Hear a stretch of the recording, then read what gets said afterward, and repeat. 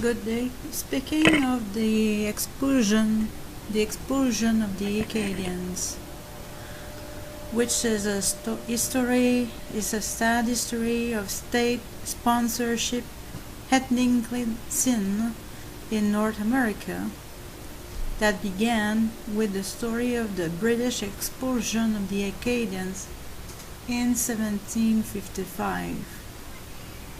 Oui, ça bien.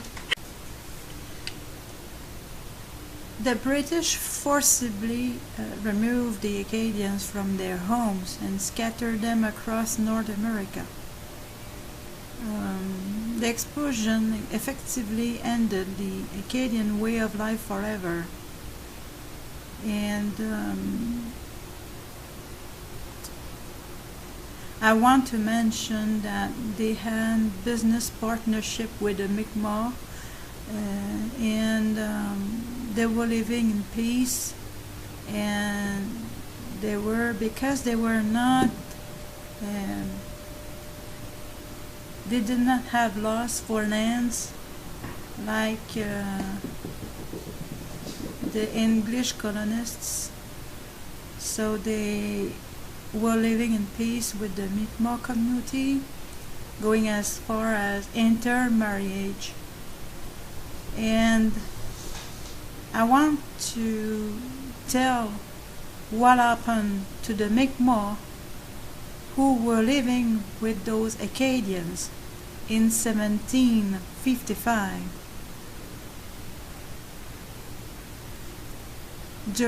We're talking about the British expulsions of the Acadians, but what the British did to the Mi'kmaq was to literally scalp them. So here it goes, and I will put the link in the video description of what I'm about to read, because I'm not the person who did write this article. My cat wants my attention because she's hearing my voice and she is looking for my attention, but I'm not going to put her in another room. So just be aware that she might talk too. So, long before John Cabot arrived on the shores of Newfoundland in 1497, Mi'kmaq people occupied what we now know as the Atlantic provinces. Mi'kmaq, pronounced Magma, sorry, I didn't pronounce well, so it's Magma. Traditional territories included Nova Scotia, New Brunswick, Prince Edward Island, and parts of Newfoundland.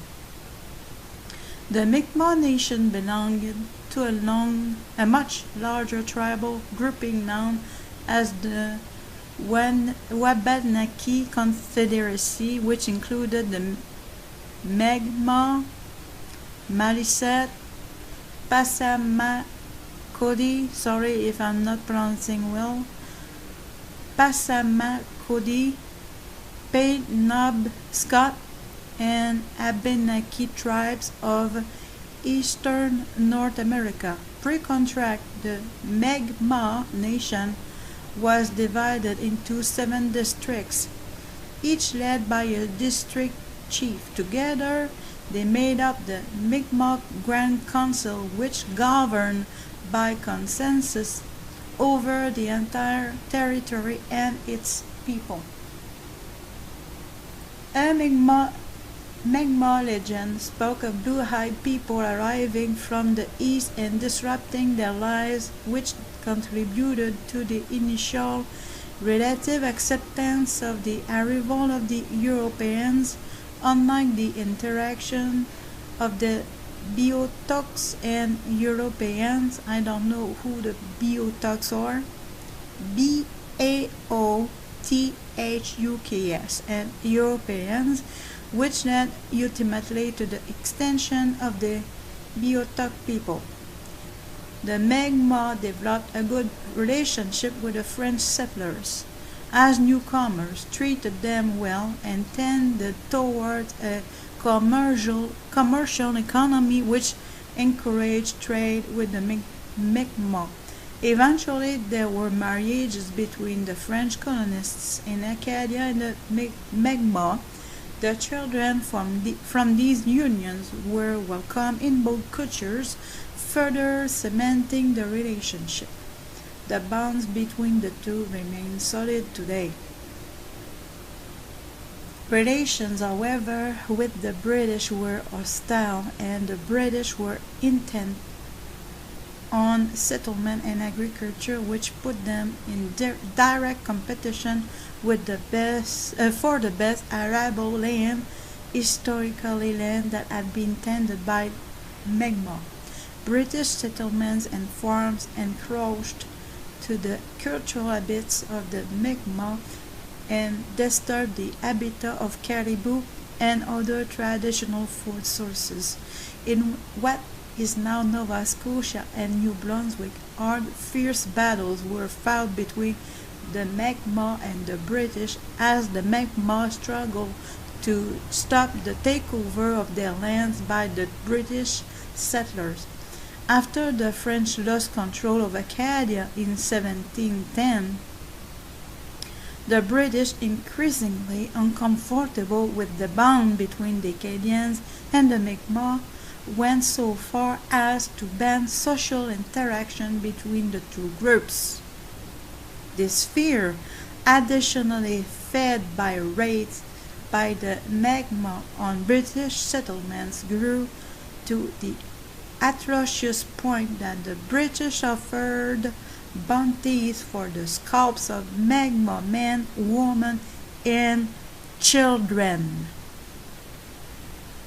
The 1749 Scalp Proclamation was decreed, and as such was designed to wipe out the entire nation by offering bounties for scalps of men, women, and children. It was rescinded in 1752, but skirmishes between the British and Mi'kmaq led to Nova Scotia Governor Charles Lawrence to enact the British Scalp Proclamation of 1756, which offered a bounty for every live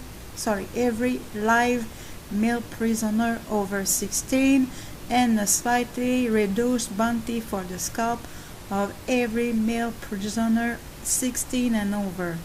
Equal bounties were offered for women and children prisoners, with the incentive being on prisoners as opposed to scalps. It was not quite as devastating as the 1749 Scalp Proclamation. Yet during this period, the Mi'kmaq trustingly signed a series of peace and friendship treaties with the British, each one later violated by the British. Ultimately, the Mi'kmaq people were separated from their lands and their families and communities broken up by artificial borders imposed by the Europeans.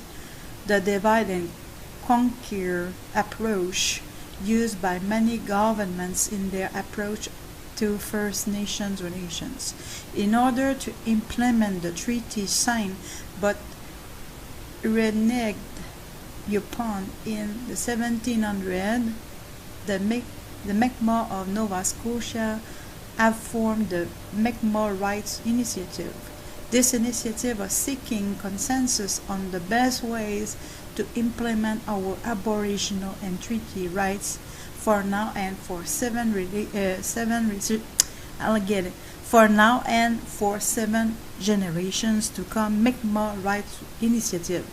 On August the 31st, 2010, after a 3-year pilot period, the 13 Mi'kmaq communities through the Assembly of Nova Scotia Mi'kmaq chiefs signed a historic agreement with the governments of Canada and Nova Scotia. The Mi'kmaq Nova Scotia Canada consultation terms of reference lays out a consultation process for the parties to follow when governments are making decisions that have the potential to adversely impact asserted Mi'kmaq Aboriginal and treaty rights. This is the link to the great song by Chief William Paul. I will put the link in the video description.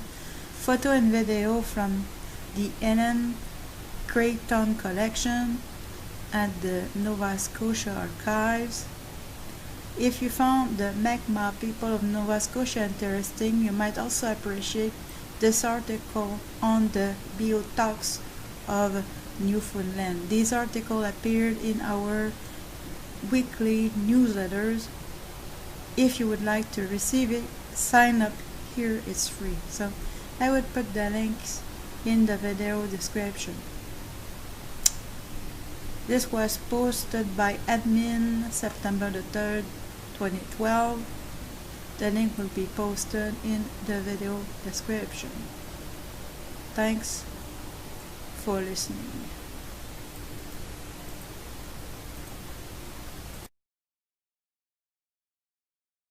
And scatter them across North America. The explosion effectively ended the Acadian way of life forever. And I want to mention that they had began with the story of the British expulsion of the Acadians in 1755. Oui, ça va bien. The British forcibly removed the Acadians from their home.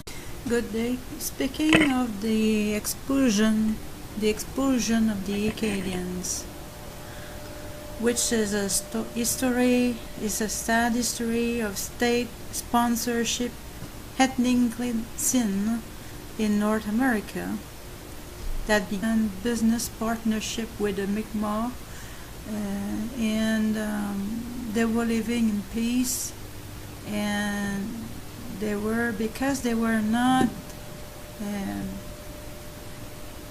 did not have laws for lands like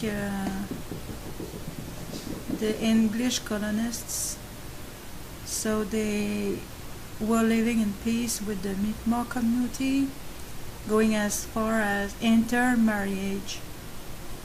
And I want to tell